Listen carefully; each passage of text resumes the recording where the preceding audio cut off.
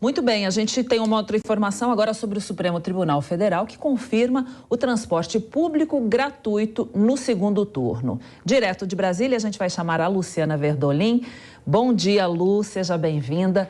Lu, qual é o objetivo dessa medida aí do ministro Luiz Roberto Barroso, referendada pelo STF? Bom dia, Cláudia. Bom dia a todos. Olha, foi um pedido da Rede Sustentabilidade de olho no alto índice de abstenção que a gente viu no primeiro turno das eleições. Então, o pedido foi para que o transporte pudesse ser gratuito, sem nenhum tipo de punição aos gestores municipais, porque existe sempre o risco de ser enquadrado aí como crime de improbidade. Por isso, o ministro Roberto Barroso garantiu uma liminar autorizando a possibilidade aí de oferecer transporte gratuito no próximo dia 30 agora de outubro, segundo turno das eleições, e essa decisão foi referendada pelos demais ministros da Corte do Supremo Tribunal Federal no chamado plenário virtual, onde os ministros apresentam apenas os votos por escrito. O que está todo mundo de olho nessa reta final da campanha à presidência da República? No voto de cerca de 31 milhões de eleitores que não apareceram para votar no primeiro turno. A campanha petista avalia que seria uma boa oportunidade para aumentar o número de votos no ex-presidente da República, Luiz Inácio Lula da Silva. Por isso, entrou com esse pedido no Supremo Tribunal Federal, o pedido foi concedido. Agora, isso significa que os municípios podem oferecer o transporte gratuito, mas isso não é obrigatório. E como já havia sido definido, inclusive pelo ministro Barroso anteriormente, a escala precisa ser normal de dias úteis no domingo de eleição. Não pode ser uma escala reduzida, não pode ser uma escala, por exemplo, de domingo. Por isso, a expectativa é de que o eleitor tenha mais facilidade de votar e aumente o número de eleitores votantes no segundo turno. O presidente candidato à reeleição, Jair Bolsonaro, disse que a campanha dele não pretende recorrer dessa decisão do Supremo Tribunal Federal, porque, de acordo com ele, facilitar a vida de quem não tem dinheiro para pagar o transporte público acaba sendo bom para todo mundo, e a campanha de Bolsonaro também está de olho nesses quase 30 milhões de eleitores que não votaram no primeiro turno. Tem o problema do feriado logo depois do segundo turno das eleições, por isso as duas campanhas, Cláudia, estão muito empenhadas em lembrar da importância da necessidade do voto, que ninguém pode deixar de votar no próximo dia 30 de outubro. Nessa decisão do Supremo Tribunal Federal, é preciso deixar bem claro também que quem já oferece transporte gratuito no domingo e quem já tradicionalmente oferece transporte gratuito em dia de eleição não pode reverter essa decisão no próximo dia 30. Muito bem, obrigada, Lu, pelas suas informações. Até daqui a pouquinho. A gente volta com o Christopher para comentar esse assunto. Christopher, a gente teve um número de abstenção muito grande, né? Cerca de 20% dos eleitores no primeiro turno. Em muitos locais, o preço quando você não vota, a justificativa acaba sendo até mais caro do que...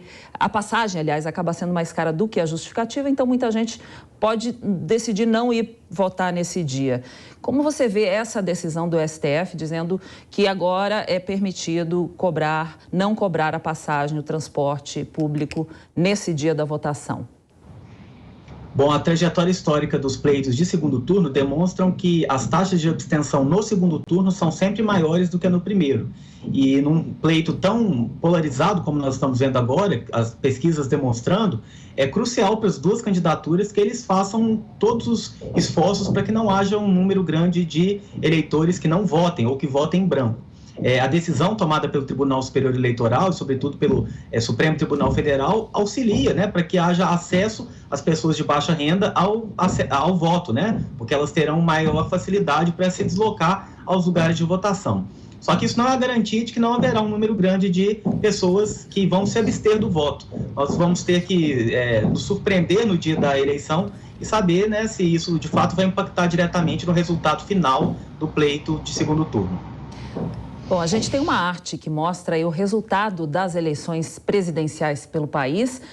Você vê aí no mapa os estados que estão em vermelho, foi onde Lula ganhou em todos os estados do Nordeste, na maioria do Norte. Já Bolsonaro, os estados em azul, ganhou em todos os estados do Sul, do Centro-Oeste. No Sudeste só perdeu por uma margem pequena em Minas Gerais. E a gente também tem uma outra arte que mostra a disputa presidencial pelos estados, mostrando aí o resultado total. No primeiro turno, Bolsonaro ficou com 43,20%, Lula 48,43%. Christopher, essa diferença aí, de que forma esses candidatos devem conseguir e ter uma campanha mais efetiva para tirar essa diferença aí de Bolsonaro em relação a Lula? Bom, o foco principal das candidaturas tem sido os apoios nos estados. Então, em Minas Gerais, o apoio do governador Romeu Zema tem sido crucial para que essa diferença seja superada pelo presidente Jair Bolsonaro. Inclusive, em Minas Gerais, o deputado mais votado do país, Nicolas Ferreira, está na base de sustentação da campanha presidencial em Minas Gerais, e isso pode ajudar também a reverter o quadro que foi feito no primeiro turno.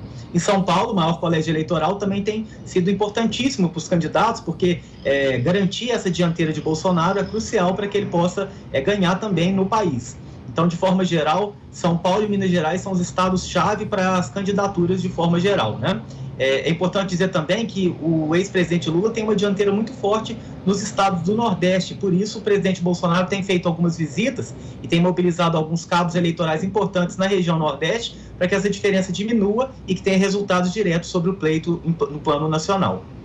A gente preparou também uma arte aí para mostrar onde os candidatos estão concentrando as viagens nesses dias aí que faltam para o segundo turno das eleições. O Bolsonaro concentrou aí São Paulo, 3 viagens, Distrito Federal, Minas Gerais, no Pará, Santa Catarina, Rio Grande do Sul, Pernambuco, Rio de Janeiro, Piauí, Maranhão e Ceará. Concentrando mais aí no Sudeste e no Nordeste.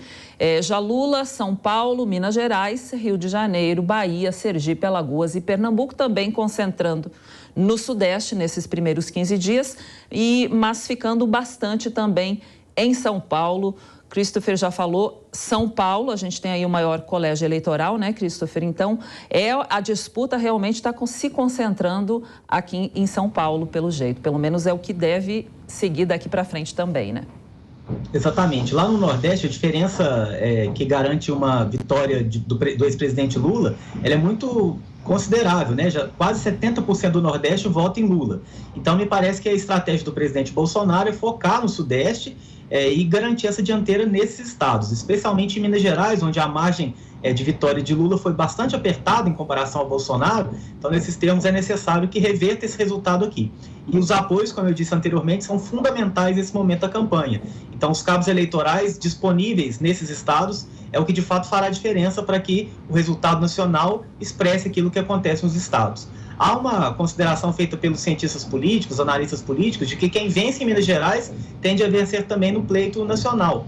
E nesse critério, é essencial que o presidente Bolsonaro vire o jogo aqui em Minas Gerais na tentativa de se reeleger ao Palácio do Planalto.